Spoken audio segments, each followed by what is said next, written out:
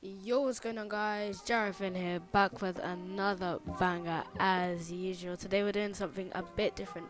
We're reviewing my how I did in the Wild Wednesday Boxfight Cash Cup.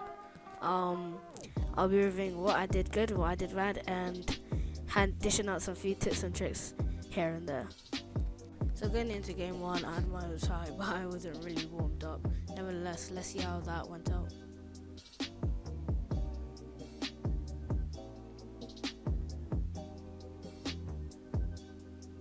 As you can see here, this player played really defensive, and in fact he was looking to play heal game the whole time, which was quite annoying, but the only way to deal with those players is to play their game and play safe as well.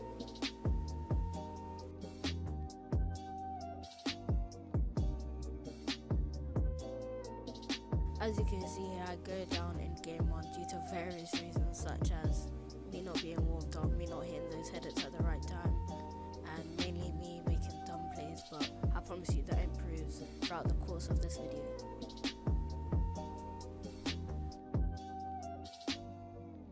One mistake that I do make here is at the start I don't build walls to my left and right, which leave me exposed in both ways, which gives a player a further advantage. Luckily this player did the exact same mistake, so it was not as detrimental.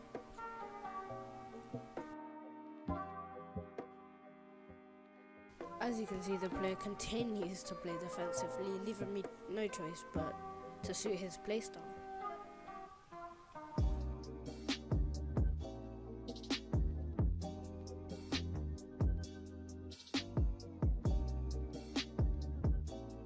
Now that I'm shadowing my opponent's playstyle, I find it very much easier to fight this guy, and I end up taking the rest of the games.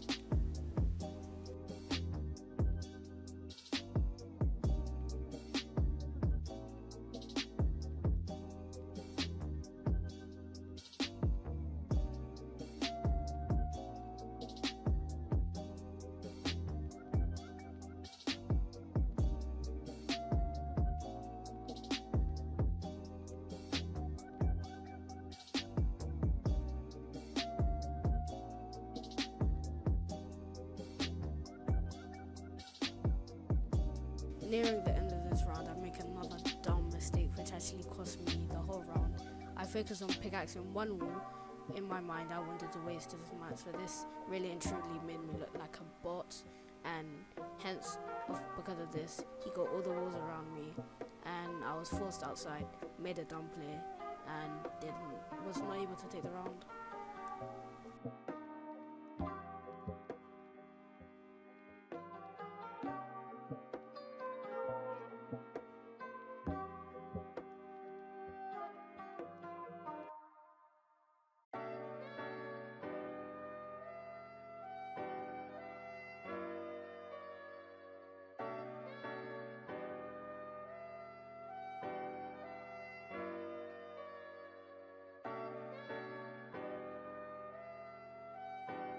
Luckily, I managed to pull it back, and I'm able to take a stressful game one.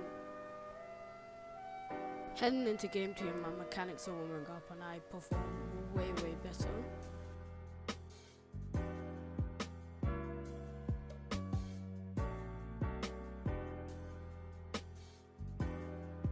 Progressing through this video, you'll see me do an exploit where I pickaxe a wall and place a stair or cone in the opponent's box. This exploit is really effective, and I'll be showcasing how to do this exploit at the end of the video. You'll also see me utilize an effective peek whereby if the opponent has edited a window, I rotate a ramp adjacent to his window or opposite to his window, so that he has no angle to shoot on me and I get a free ball on them. Right here, my piece control from Papa Cherry is absolutely impeccable. Anyway, all jokes aside, my piece control allowed me to keep my opponent at bay and to buy more time for me to heal up.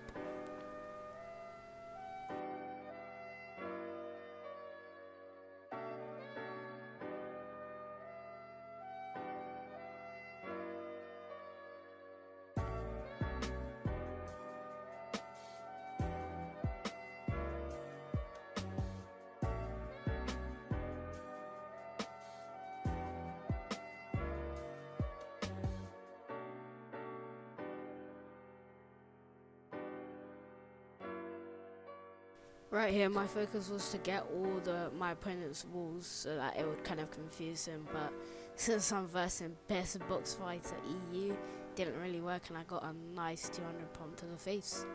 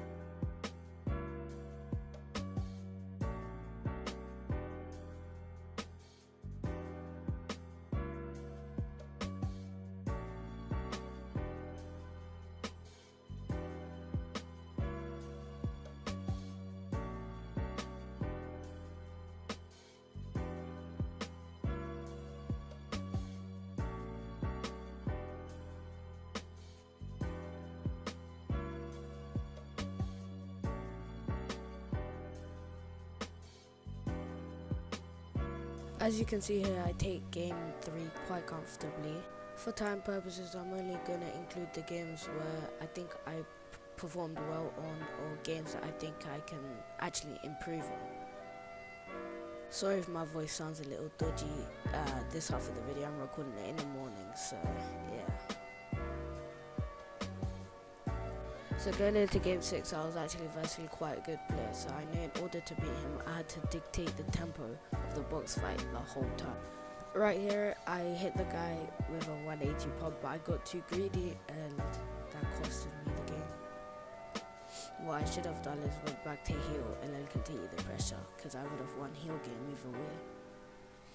Right here I lose control of the box fight and allow my opponent to dictate the fight. What I should have done is retaliate the pressure by maybe taking a wall to his left or right. This often makes a player feel uncomfortable, seeing as there's a wall near them that's not theirs.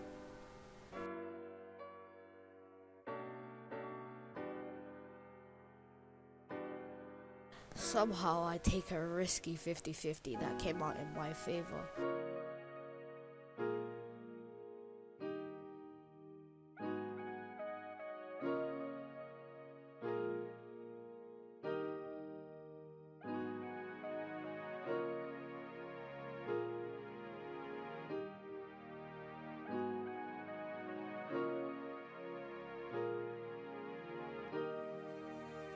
Right here I make a peek, which I do not recommend any of you guys to do. When a player is holding a right angle peek on the other side and they have a cone in their box and you jump, it's almost 100% guaranteed that they'll hit you. I did not take this into account and I allowed him to take the game.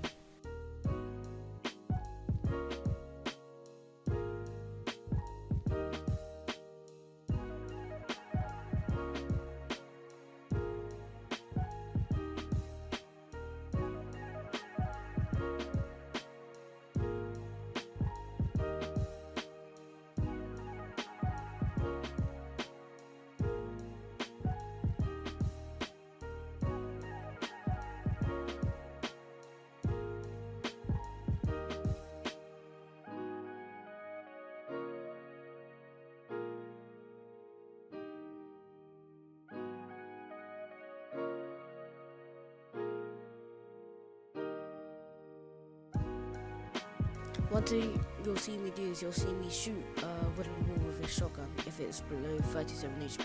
This guarantee gives me the wall without the player expecting that I'm gonna take it, because the orthodox way of taking a wall is by a pickaxe, but I use a shotgun.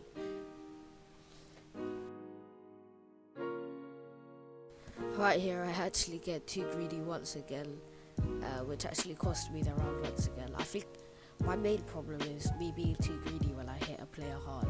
I don't bother to heal up, I just want to keep on applying that pressure.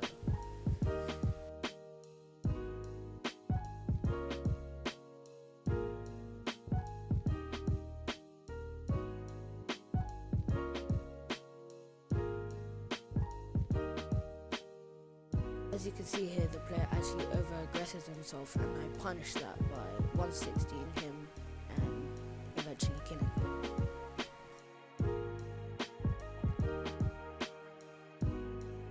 So going into this last round, it's actually 3-3 and it's been a 50-50 fight the whole time.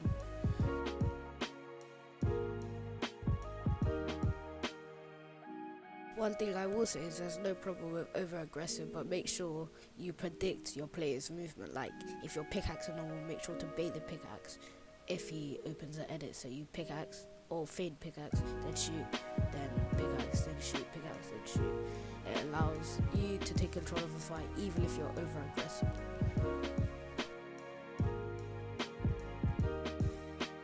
Right there, I make the floor edit too early. If I just waited a couple more seconds, I could have maybe edited that floor and taken the round.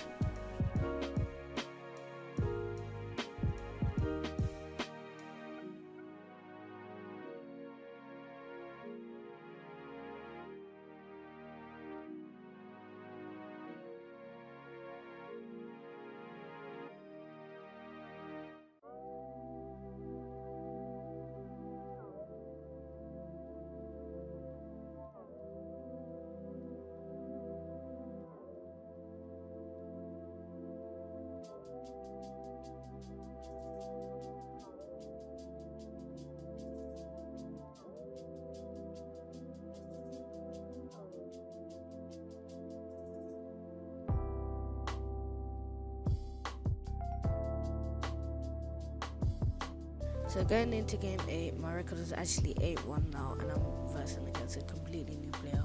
I like to call these players controller brain deads. You'll see what I mean. No disrespect to my controller players out there.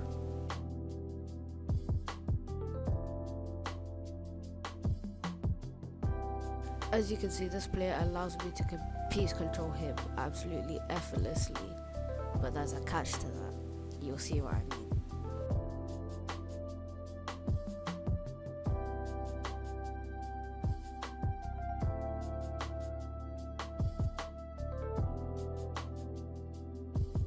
Right here, I should have edited and reset instead of just editing. This allowed the player to just run in my face and give me a sweet 200 pump.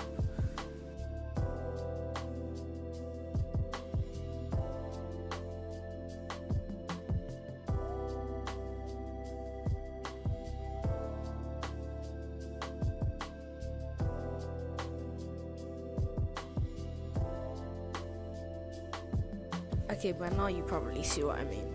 This player is the type of player to just stand shotgun blazing or AR blazing against the wall, waiting for you to make an edit so they can spray you or 200 pump you as soon as you make an edit. Hence why my movement, I focus more on my movement than my edits.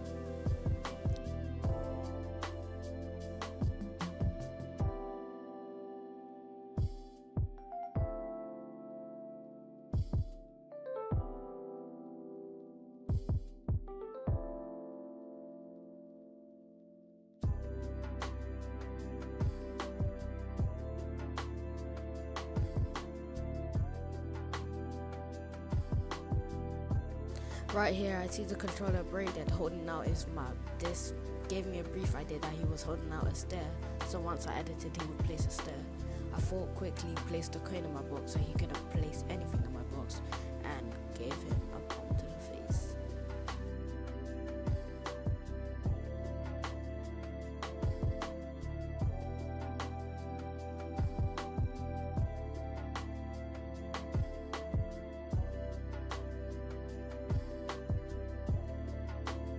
I managed to come back from 3-0 down to win the series 4-3.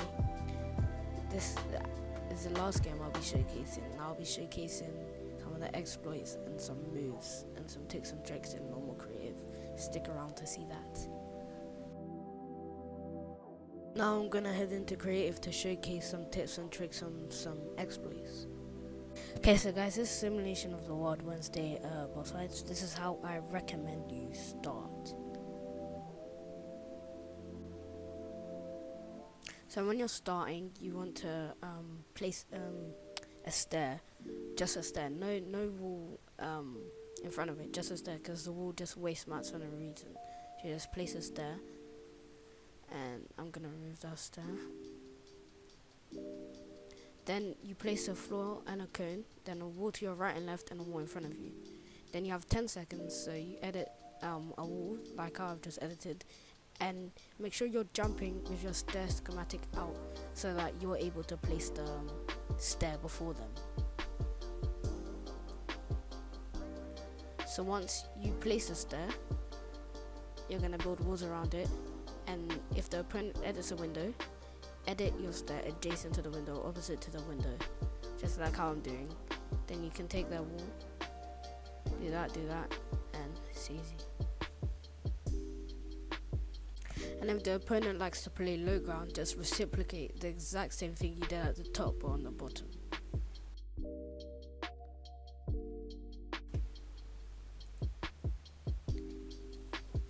This is the last and final exploit I'll be showcasing today. It's an exploit where you pickaxe a wall and place a stair in the opponent's box. So make sure you get the wall to 75 health so that it is pickaxeable. Then I'm going to demonstrate to you. You want to make sure the wall's low, and then as soon as you break the wall, place a stair. So I'm going to demonstrate it here. As soon as I break the wall, place a stair. And then a stair goes in there, but make sure you do it from further back, otherwise a stair will place on top of you and you'll kind of be scuffed. There you go, like that. So once you've done the exploit, you can take the wall quite easily, take the stair, mongraal classic, 200 pump, easy. Now we're going to showcase it here when I'm actually the victim of the exploit. We're going to see how it looks like when the exploit is being done on you, to see how really effective it is.